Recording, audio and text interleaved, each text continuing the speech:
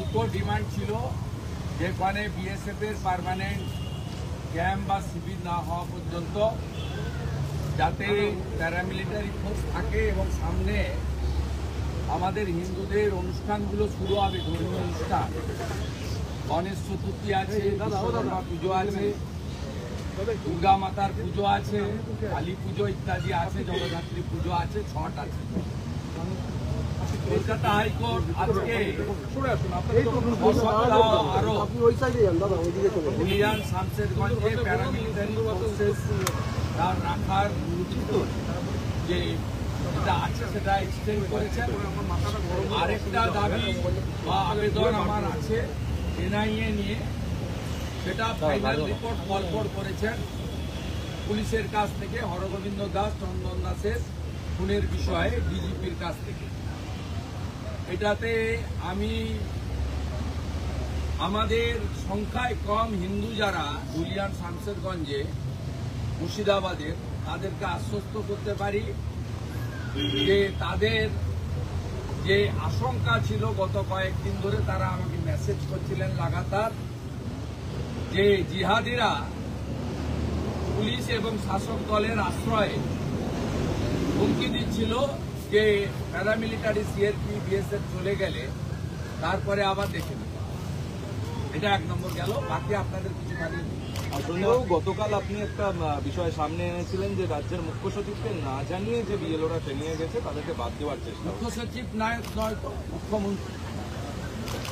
মুখ্যমন্ত্রী বোলপুরে সরাসরি ইলেকশন কমিশনকে চ্যালেঞ্জ করেছিলেন, বিএলওদের ধমক দিয়েছিলেন।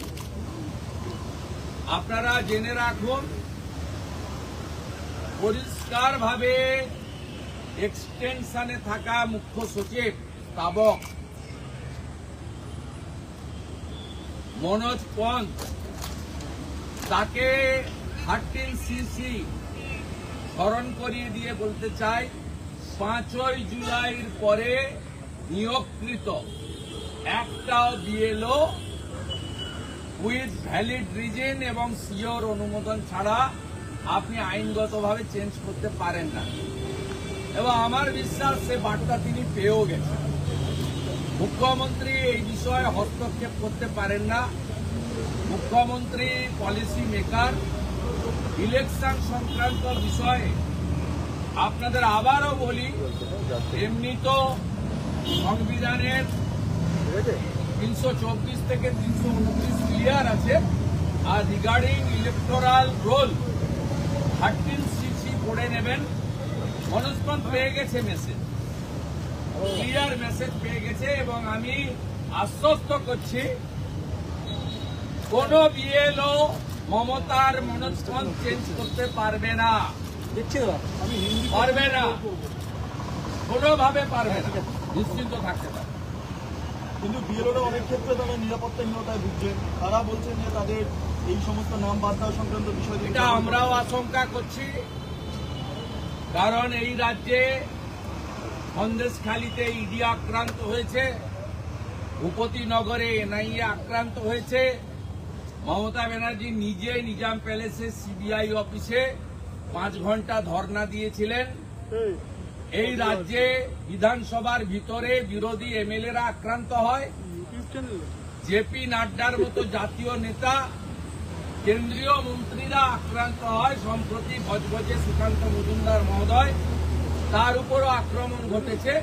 আর আমাদের কথা তো ছাড়ুন, আমরা প্রত্যেক দিনই আক্রান্ত হই এবং পুলিশের সামনে। মানে এক্ষেত্রে বিএলওদের তারা অনেকে দাবি করছেন যে সেন্ট্রাল ফোর্স যদি দেওয়া যায়। বিএলওদের বলুন কাজ শুরু করতে, যখন ইলেকশন কমিশন বলবে, এবং তারা যেন ইলেকশন কমিশনকে ফলো করে। আমি আমার বিএলও বন্ধুদেরকে এই অনুরোধ করব, আফটার অল তারা এই রাজ্যের সরকারের কর্মচারী, নির্বাচন কমিশনের আন্ডারে তারা কাজ করবেন। তাদের শুরু করতে বলুন।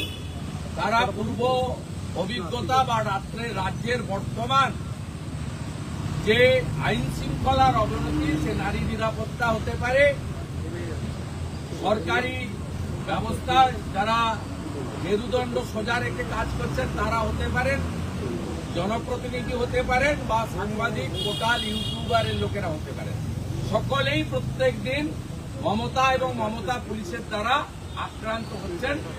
আপনারা কাজ শুরু করুন, যখন ইলেকশন কমিশন বলবে। আপনারা আক্রান্ত হলে সংবিধান আক্রান্ত হবে এবং সে বিষয়ে আমরা তো আওয়াজ তুলব, বাকি তো ইলেকশন কমিশনকে বুঝে নিতে হবে। ইলেকশন কমিশন না বললে, না করলে আমরা আমাদের যে কাজ পলিটিক্যাল পার্টি হিসাবে এবং পশ্চিমবাংলার নো সেটিং অপোজিশন হিসেবে আমরা সে কাজ করি। রাজ্যে এসআইআর এর পরিকল্পনা নেওয়া হচ্ছে, কমিশন সূত্রে খবর, বিএলআরওদের ট্রেনিং দেওয়া হচ্ছে, এই আবহে দাঁড়িয়ে এসআইআর নতুন কিছু নয়। 2002 সালেও এই রাজ্যে হয়েছে, যার মূলে 2004-এ ভোটার লিস্ট বেরিয়েছিল, 26 লক্ষ নাম বাদ চলে গেছে। এসআইআর নতুন কিছু নয়। কোন 4 জনের নাম বাদ যাবে আমি আগেও বলছি, এখনো বলছি, একটু electoral roll, people's representation act এবং পুরনো এসআইআর গুলো সম্পর্কে যদি ধারণা থাকে, যে কোনো সচেতন শিক্ষিত লোক বলতে পারবে। আমি ওই কথাটাই বলছি, 4টে ক্যাটাগরির নাম থাকবে না। শালা মমতা যত চেষ্টা করুন পারবেন না রাখতে। এক হচ্ছে মৃত ভোটারের নাম থাকবে না, ডবল এন্ট্রি ভোটারের নাম থাকবে না, 3 হচ্ছে অস্তিত্বহীন ভোটারের নাম থাকবে না, 4 হচ্ছে রোহিঙ্গা এবং বাংলাদেশি মুসলমানের নাম থাকবে না। হরিয়ানা পুলিশ দলে দলে হরিয়ানা পুলিশের গাড়িগুলো আসছে, বিএসএফ এর হাতে তুলে দিচ্ছে। একটু আগেই বনগা পেট্রোপোলে লাথি মেরে বাংলাদেশের 21টা অনুপ্রবেশকারীকে, বাংলাদেশি অনুপ্রবেশকারী মুসলমানকে বাংলাদেশে পুশব্যাক করেছে। প্রত্যেক দিন হচ্ছে। এদেরকে ছুঁড়ে ফেলে দেওয়া উচিত, এই রোহিঙ্গা এবং বাংলাদেশি অনুপ্রবেশকারী মুসলমান। পরিষ্কার করছে, এ করবে না। প্রথম তো এসআইআর থেকে নাম যাবে, এসআইআর থেকে নাম যাবে ভারতীয় মুসলিম, ভারতীয় হিন্দু, শিখ, খ্রিস্টান, জৈন, বুদ্ধিস্ট, এদের কোনো চিন্তা নেই। এমনকি বাংলাদেশ থেকে ধর্মীয় কারণে আসা যারা শরণার্থী, যারা অনুপ্রবেশকারী নয়, তাদেরও কোনো চিন্তা নেই। সুন্দর, আপনি এখানে যখন প্রেস মিট করছেন, মমতা বন্দ্যোপাধ্যায় নেতাজি ইন্ডোর স্টেডিয়ামে পুজো কমিটির বৈঠকে রয়েছেন। গতবারই বলেছিলেন যে ক্লাবগুলোকে 1 লক্ষ টাকা করে এবার অনুদান দেওয়া হবে। কোনো লাভ হবে না, সব পুরসভায় হেরেছে।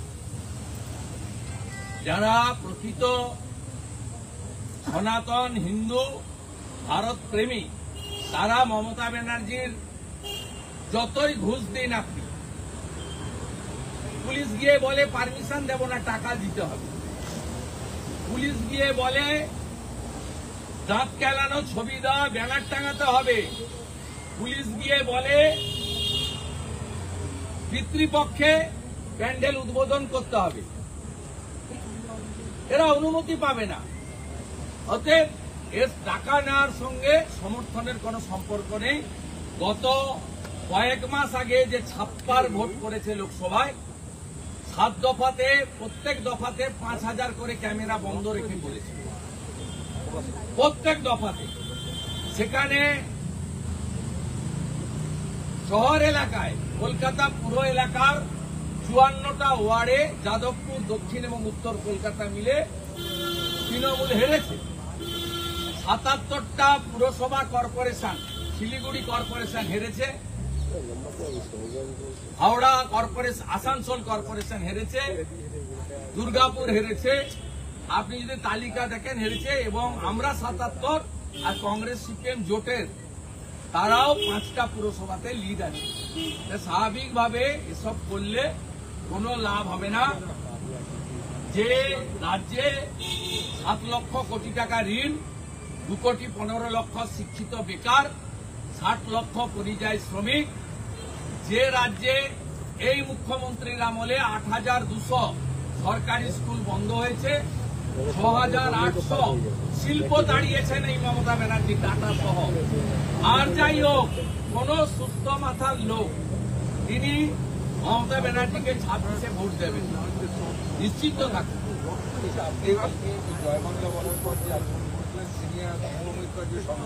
আমি ওর কথার উত্তর দেব না, ভাইপোর শেখানো কথায় উত্তর দিচ্ছে।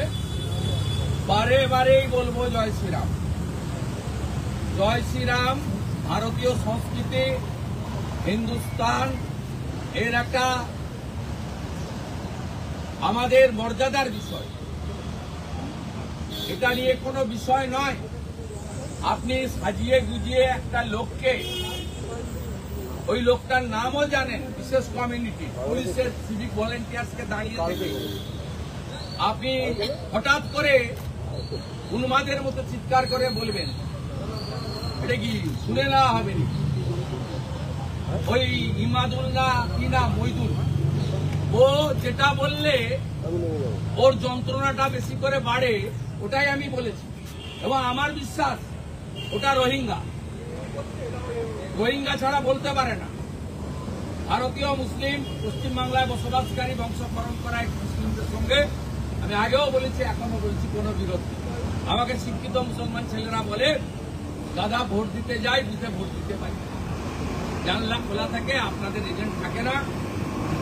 আর সিপিএম, কংগ্রেস, আইএসএফ ভোটের দিন লড়তে পারে না, যদিও 2-4টে বুথে ভরে ঢোকে, প্রতিকুর রহমানের মতো, নওশাদ ভাইটাইয়ের মতো মাঠটার খেয়ে সকালবেলা বেরিয়ে। হাড়োয়া উপনির্বাচনের দিন আপনারা দেখেছেন আইএসএফ এর কি দশা হয়েছে, একটা বুথে এজেন্ট ঢুকতে পারে। আমাকে বহু শিক্ষিত মুসলিম ছেলে আমার মোবাইল ফোনে আছে, গুড মর্নিং করে, ডাক্তার, শিক্ষক, প্রফেসর, তারা আমাকে বলে ভোট দিতে পারি না, বুথের জানলা খোলা থাকে, ফলতাতে 8টা করে এজেন্ট থাকে, গুন্ডা জাহাঙ্গীর নিয়ে বসে থাকে, ব্ল্যাক টেপ লাগানো থাকে, সেলো টেপ, সব প্রত্যেকে নোটা। ওটা স্বাভাবিকভাবে এইগুলো করে কোনো লাভ নেই। জয় শ্রীরাম বারবার বলবো, অসভ্যতা আমি করলে যে ভাষায় আপনারা সন্তুষ্ট হবেন, সে ভাষায় মাঝে মাঝে উত্তর দিতে হয়, সে উত্তর আমি দেব।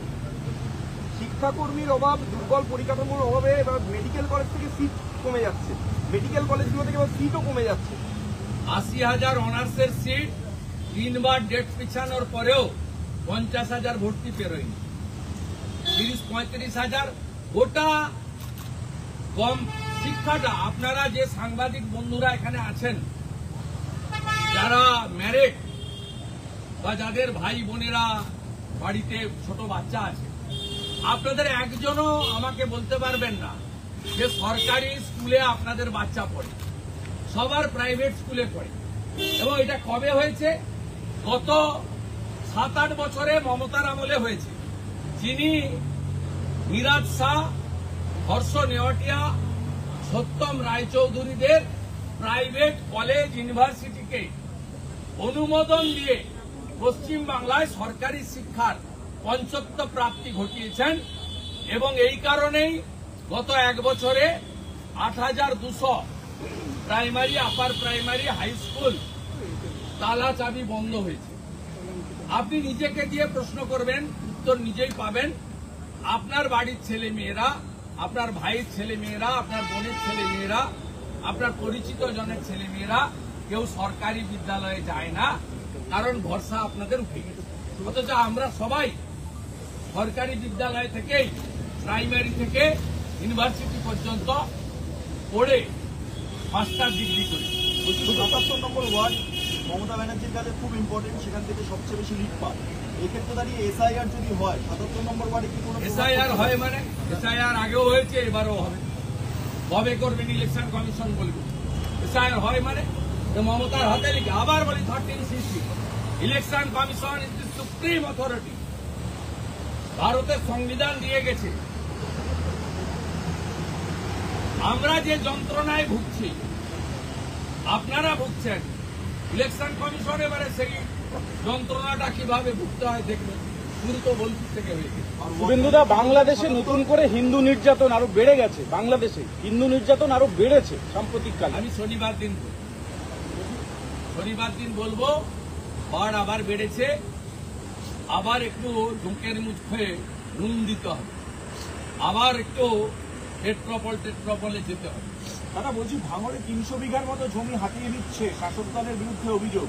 ভাঙড়ে জমি মাফিয়ারা 300 বিঘার মতো জমি ভাঙড়ে হাতিয়ে গোটা রাজ্য জুড়ে লুট চলছে। সবচেয়ে দুর্নীতিগ্রস্ত দপ্তর এখন ও মুখ্যমন্ত্রীর হাতে থাকা ভূমি ও ভূমি সংক্রান্ত।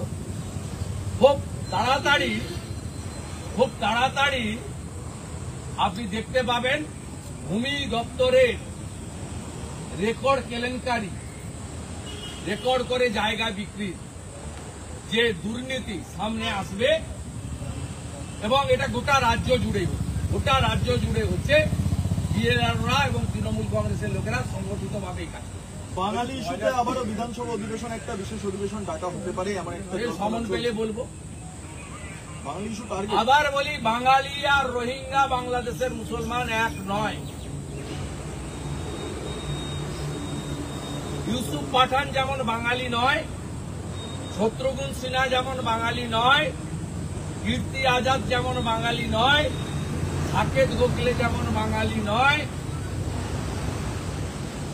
কাকিমা যেমন চাচি নয়, জল যেমন পানি নয়, আকাশ যেমন আসমান নয়, বাবা যেমন আব্বা নয়, তাই বাঙালি মানেই রোহিঙ্গা আর বাংলাদেশের মুসলমান নয়।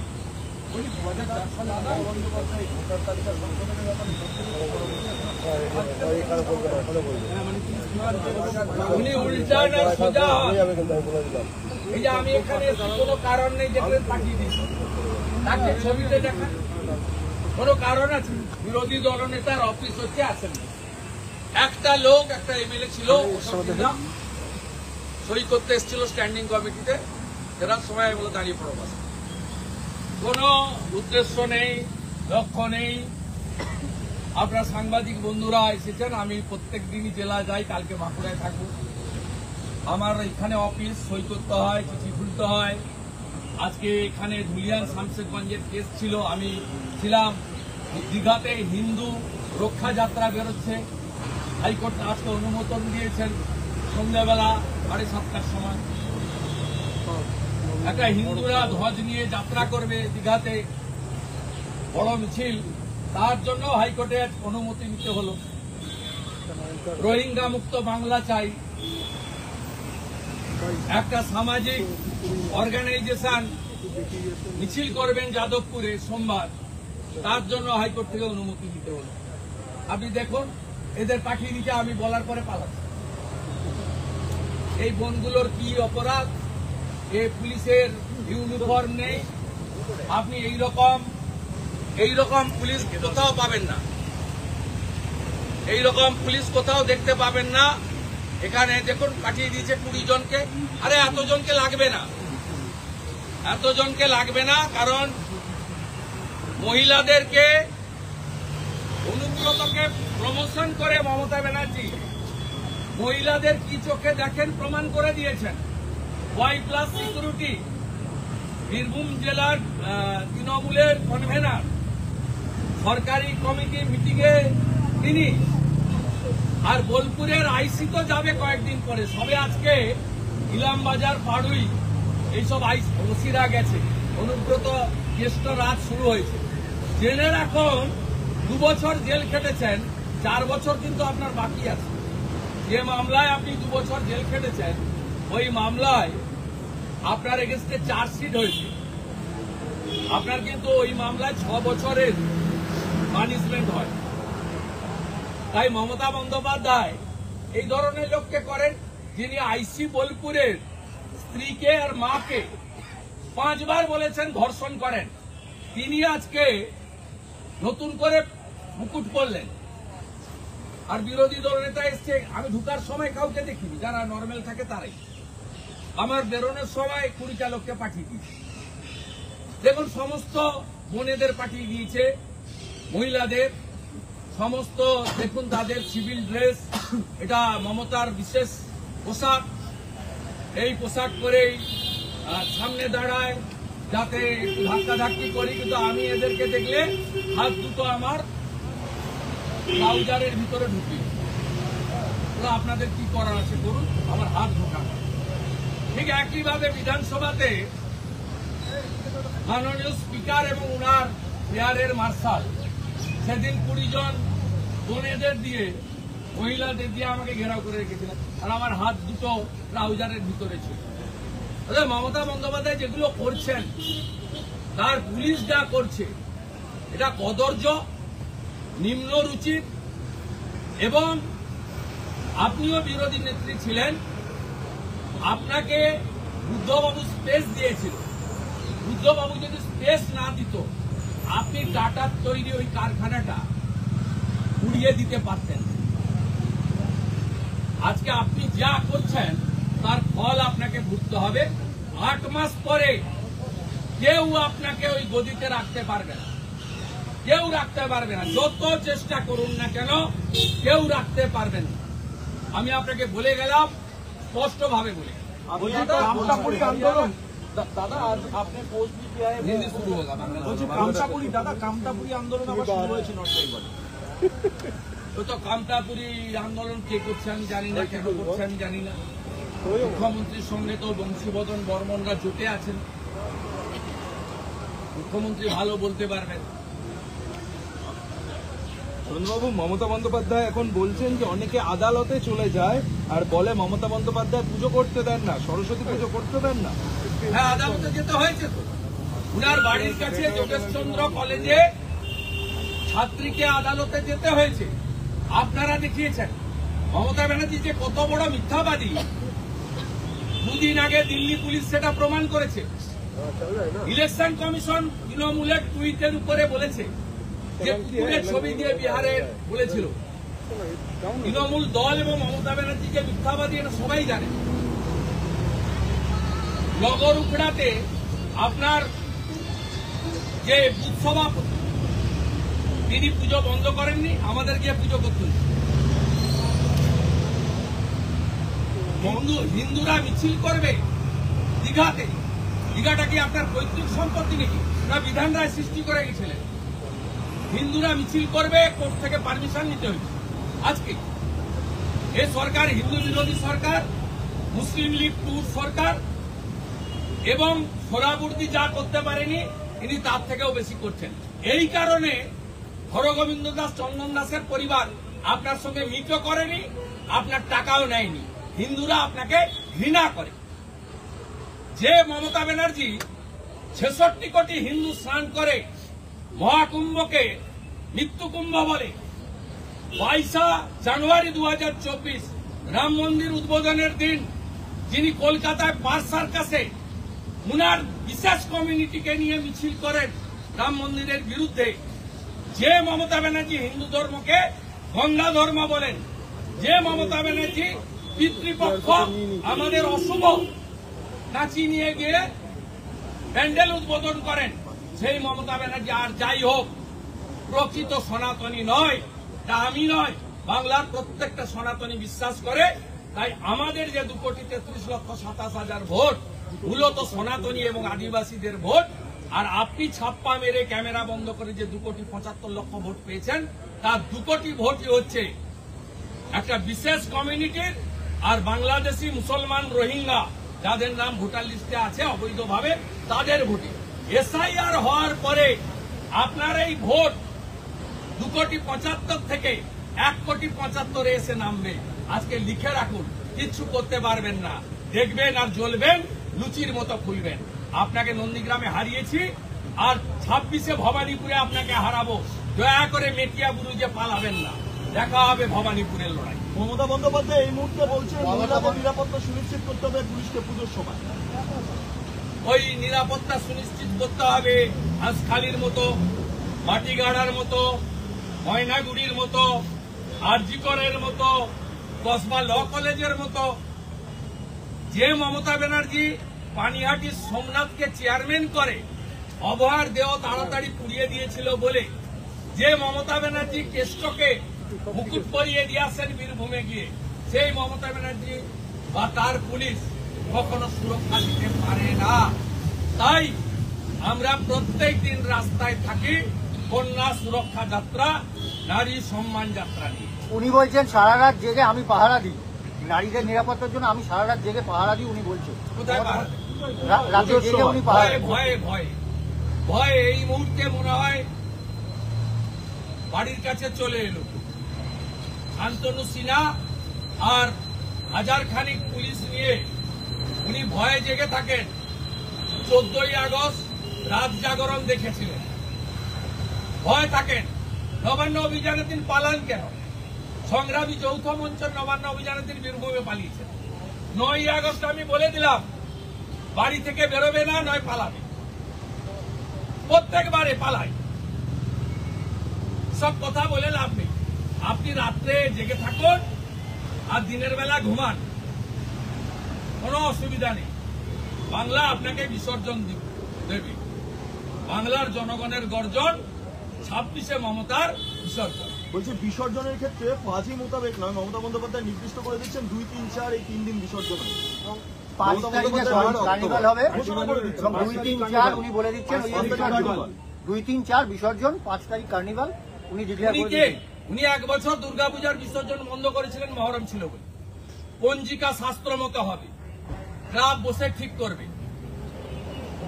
আর যে ক্লাব মমতা ব্যানার্জির 1 লক্ষ টাকা শর্তাধীন দিলে, বিনা শর্তে সরকারি টাকা দিচ্ছে নি, যদি মমতা ব্যানার্জির ছবি টাঙানোর শর্তে টাকা নেন, তাহলে আর যাই হোক অভয়ার বাবা মার সঙ্গে অন্যায় করা হবে বলে আমি মনে করি। আর যে ক্লাব শর্তাধীনে মমতা ব্যানার্জির দেওয়া টাকা, সরকারের দেওয়া টাকা প্রত্যাখ্যান করবে, তারা আমাকে জানাবেন, তাদের পাশে বিরোধী দলনেতা আছে। গতকাল অভয়ের বাবা মা তারা গিয়ে তার সন্তানের ভীষণ অঙ্গদান দুঃখজনক, ভীষণ দুঃখজনক। ওই রকম একটা সুন্দর বাংলার রত্ন কন্যা, আমাদের সকলের বোন, তার ওকে আনতে পারছি না। গয়াতে গিয়ে শেষকৃত্য সম্পন্ন করা হিন্দু শাস্ত্র মতে কি নিদারুণ যন্ত্রণা। কালকে ওনার বাবার সঙ্গে আমি টেলিফোনে সন্ধ্যাবেলা কথা বলেছি এবং ওনার কুশল বিনিময় করেছি, কথা বলেছি। বাইরে কি বলবো? বিবেকানন্দের বাড়ির আশেপাশের বিভিন্ন বাড়ি এই মুহূর্তে বেসরকারি সংস্থা বা প্রমোটারদের হাতে চলে যাচ্ছে। বিবেকানন্দ বাড়ি যারা দেখভালের দায়িত্ব রয়েছে রামকৃষ্ণ মিশন, আমি জ্ঞান লোকানন্দজি তিনি আক্ষেপ প্রকাশ করেছেন, হতাশা প্রকাশ করেছেন। বাড়িগুলো কিন্তু তো মঞ্চে দেখছি তো আছেন মনে হয় রামকৃষ্ণ মিশনে কেউ। ওখানেই তো বলতে পারেন, মালিক আছে তো, একটাই তো পোস্ট, বাকি সব ল্যাম্প পোস্ট। যে বাঙালি তা আমরা করতে দেব না। বিবেকানন্দের বাড়ির সঙ্গে সমগ্র পৃথিবীর সনাতনী, এটা বাঙালি টাঙালি ব্যাপার নেই, ভারতীয় এবং হিন্দুদের আবেগ যুক্ত রয়েছে। এই বিবেকানন্দ গিয়েই সনাতন ধর্মকে পৃথিবীর সর্বোচ্চ জায়গায় পৌঁছে দিয়েছে। এই স্বামী বিবেকানন্দই বলেছিলেন, তুমি গর্ব করে বলো আমি হিন্দু। ওদের স্বামী বিবেকানন্দের বাড়ি, যেখানে আমরা 12ই জানুয়ারি প্রত্যেক বছর যাই, তাকে প্রমোটারদের হাতে রেহাত হতে দেন। গোয়েন্দ্রবাবু